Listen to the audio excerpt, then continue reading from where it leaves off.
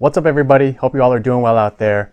It's been a little while since I've posted a video, but prior to everything transpiring, I was able to squeeze in some sessions in the early part of March, and I did take some notes on those sessions, so just gonna take this opportunity to dive into some hands played over a few sessions at a variety of different properties. So I'm gonna kick things off with the session played at Thunder Valley. As you saw at the beginning of the video, quite a few playable hands that I had, and all of which I played and lost. So those were some quick and dirty hands that I captured towards the beginning. But prior to hopping into that cash game session, I actually was at Thunder Valley for the $460 tournament. I fired 2 bullets and unfortunately bricked both, then quickly hopped into the 1-3 game, won about $100, and then transitioned over to the 2-5 game. And here are a couple of hands that were relatively interesting from that session. So in this first hand, there's a cutoff raise to $15. I'm on the button with pocket queens, and I decide to 3-bet it to $50. Gets back to this player and he decides to make the call. We go heads up to a flop of Jack 3-3 with 2 hearts. He checks it, I c-bet it for $50. He thinks about it for a little bit and raises to $120. And it's a pretty interesting spot here. He's essentially split into 3 main types of hands here. You can have a 3, of course, a jack, and some flush draws. You can have some other hands here, maybe some other pocket pairs and some random ace highs, but in an effort to just simplify kind of his range here, those are the 3 splits that I'm giving him. So when he decides to raise it to $120 and we're playing another $700 or $800 effective from here, I think the best play is just to call and evaluate turn. So that's what I decide to do. The turn comes a jack of spades, so not a good card because I'm now not just losing to a 3, but a jack as well. And if he has a hand like a flush draw, it's going to be hard to extract value from that type of a hand holding given the board texture here. But he does check it and I check it back. We go to a river of a 10 of clubs. He decides to check it and I've got a pretty standard check back spot here. Then he shows ace-3 offsuit. So he takes it down with the full house. Wasn't going to be able to get him off that hand, I don't think. And he takes this one down. In this next hand, I'm in the hijack with ace-king offsuit and I raise it to $20 and I get calls from the cutoff and the big blind. We go 3 ways to a flop of ace-jack deuce rainbow. Checks to me, I c-bet it for $40 and only the cutoff makes the call. Turn comes a 6 of hearts and I've got the king of hearts in my hand, so not too afraid of any backdoor flush possibilities here. And I decide to fire it up again, $120 this time. And he thinks about it for a little bit and makes the fold. So take this hand down. It's been a while. So following those 2 hands, which were the most interesting hands of the session, even though they weren't that interesting overall, I got into 2 other quick little spots. I 3-bet king queen off and took that hand down. And then I 3-bet ace king of diamonds and took that hand down. I was gonna pop a set for sure. So that was about it for the session played at Thunder Valley. I had intended to make a full vlog session out of it, but as you can see, pretty anticlimactic overall. And I ultimately lost, I think, about $100 in the 2-5 game. So broke even between the 1-3 and the 2-5 game. And then of course lost the 2 bullets in the tournament to wrap up that day. All right, these next set of hands are actually a bit more interesting and they take place at the property that I can't film, Casino Matrix. In this first hand, there are 2 early position limps. The low jack makes it $30. Cutoff makes the call. I call as well from the button with 8-10 of clubs, and one of the limpers comes along as well. So we go 4 ways to a flop of queen jack 7 with 2 clubs. So flop a pretty high equity holding here. And when it checks over to the initial raiser, the low jack, he puts out a continuation bet into the field of $65. He's been playing pretty carefully and snug up to this point, so I decided to just make the call and everyone else folds. We go heads up to a turn of a jack of diamonds, and when he decides to check it, I decide to check it back. The river comes the 1 outer for the gutty to the nutty. It comes a 9 of clubs. He decides to check it and I go for a slightly polarizing bet here of $200, thinking I just want to try to get max value for making my hand here. And he thinks it through for a little bit and he decides to make the call. I table my hand and of course it's good, but he decides to show his hand, which happens to be ace king of clubs. So he made the flush there as well, and I hit the 1 card that guaranteed a payout there on the river. And just by the way he played it, you can see he was playing pretty carefully, and wish I would have played for stacks there, and I think I could have with against most other opponents, but happy to make the straight flush and take this hand down. All right, this next hand is pretty interesting. There's an undergun +1 raise to $20. There are 3 callers before it gets to me in the big blind with ace-10 of clubs. both options on the table, both have merit for raising or calling. I decide to continue through the call route and look to navigate post flop. And we go 5 ways to a flop of queen 7-5 with 2 clubs. So flop the nut flush draw here. I decide to check it. Under the gun +1 bets $40. Everyone else folds to me, and I've got $630 in my stack. And I'm looking to set up my hand in a way where I'm going to pursue the aggressive route and look to get all of the money in on the turn, virtually on any card. So I decide to raise it up to $180, leaving $450 back. And he's in the tank for quite a while. And after he deliberates for a bit, he decides to make the call. So we go heads up to a turn of a 5 of diamonds. So not a good card because it pairs the 5. And the hands that I was trying to represent, although it was very narrow, were pocket 7s and pocket 5s. And because the 5 comes, it foils my plan a bit. And because I essentially funneled his calling range on the flop to be pretty weighted towards value, I think hands like pocket 10s are better. I don't know that if I jam here, it's going to look credible. So I decide to check it despite my original plan being to jam on pretty much any turn, and he decides to check it back. We go to river of an 8, and I'm pretty much just done with the hand here. So I check it, and he quickly checks it back. I table my hand, and he shows 6-8 of spades for the rivered pair of 8s after he flopped an open-ended straight draw. So he was definitely a lot wider there than I thought from under the gun +1. And when I decided to raise the flop, I thought I would narrow his range down to really just value hands. I thought I would be able to shed all of his drawing hands. And given that I had the main drawing hand, I didn't think he really had any draws in his range. So definitely misread that situation and butchered pretty much the rest of the hand from the turn on and lose this one. And feel free to comment down below on what you think of this hand, some of the different lines you might have taken, what you think of the line that I took, and the lack of follow through on the turn. But feel free to roast in the comments down below. All right, last interesting hand to note at Casino Matrix. There are 2 limpers. It gets to me on the button with queen 4 of diamonds. And I decide to limp along. As a quick note and reminder about the game at Casino Matrix, it's a 2-3-5 no limit game with 2 being on the button. So slightly more incentivized than normal to play hands on the button because you've got some money invested. And with a hand like queen 4 of diamonds, I decided to just limp along.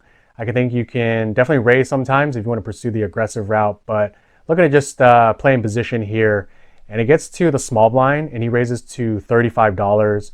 There are 2 callers before it gets back to me, and just happy to just take my equity and see some cards here, so I make the call. And we go 4 ways to a flop of queen jack 4 with 2 hearts. So pretty good flop top and bottom pair here. The small blind continues his aggression for $70. It folds over to me, and it's a pretty dynamic board. We're playing about $800 effective.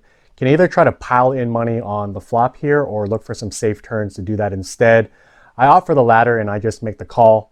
And we go heads up to a turn, which comes an ace of hearts. So not a good card, completes the front door flush, and pretty strong range card for him here, I think. So, but he does decide to check it, and when he does that, I check it back. The river comes a 3 of clubs, and this time he fires out $165. Pretty interesting spot here because he'd been playing pretty tight up to this point, and every time he bet it, he had it. And in addition to that, his line of go, stop, go on this type of a board texture is pretty indicative of value.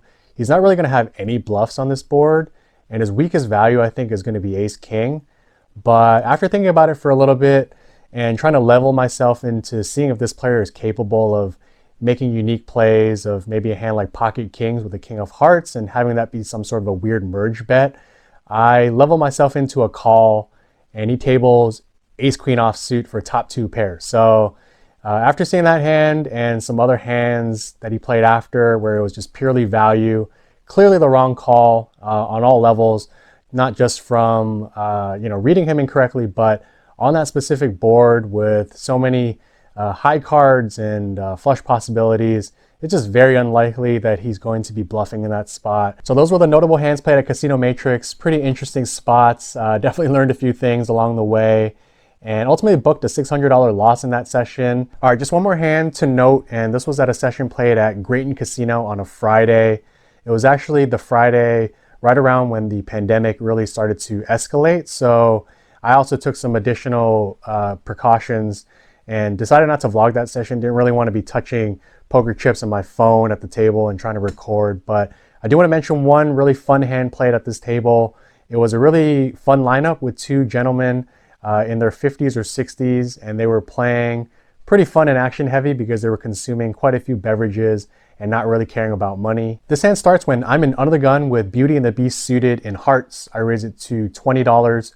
Under the Gun +1 decides to 3-bet it to $60, and he's one of the players that has been consuming beverages throughout the night, and it gets over to the big blind, a short stack. He goes all in for $150.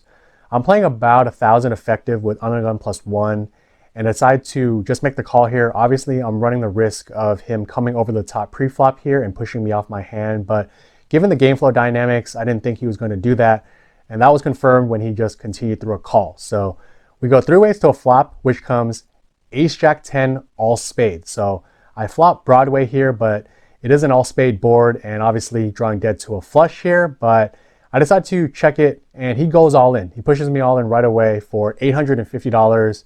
And again, given the considerations here with everything happening at the table with beverages and whatnot, can never fold my hand, I don't think. So I don't think about it too long and I make the call. He tables this hand and he has pocket 10s for bottom set. So gonna have to fade here. And the turn comes a king of diamonds and the river comes a 4 of spades. So I do fade it and I table my hand and I take down the large side pot, and the big blind also tables his hand. He has ace queen of clubs. So he chops up the small pot, and so yeah, take this hand down after a nice hold there. So yeah, that was the only hand that I took notes on, and I was in the game for $1,300 and I was out for $2,628. So nice 4-figure profit there following a losing session at Matrix a couple days prior. And after that, the last live poker session that I played was on Sunday, March 8th at Bay 101. It was an $1,100 tournament.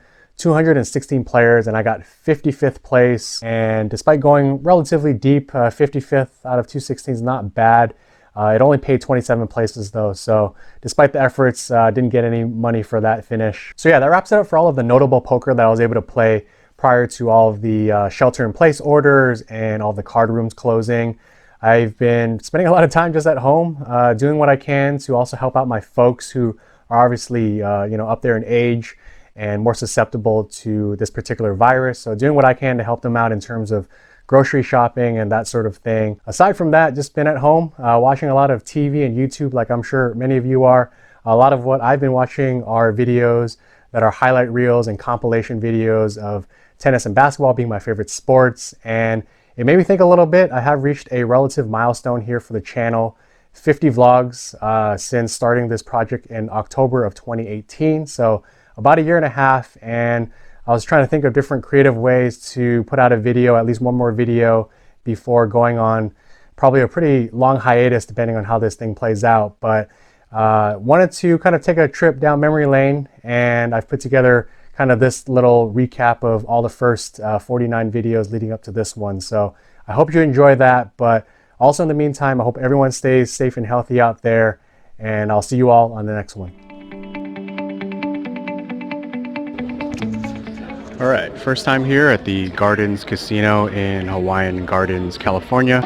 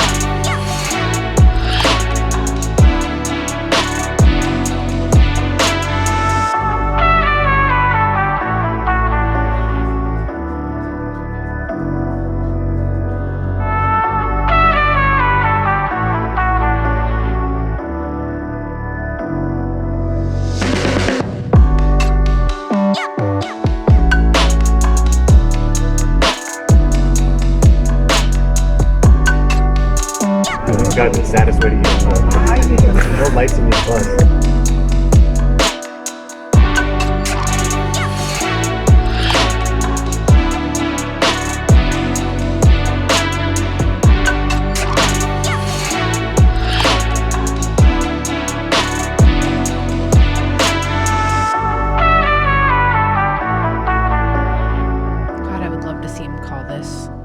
would just love it. It would be so sexy.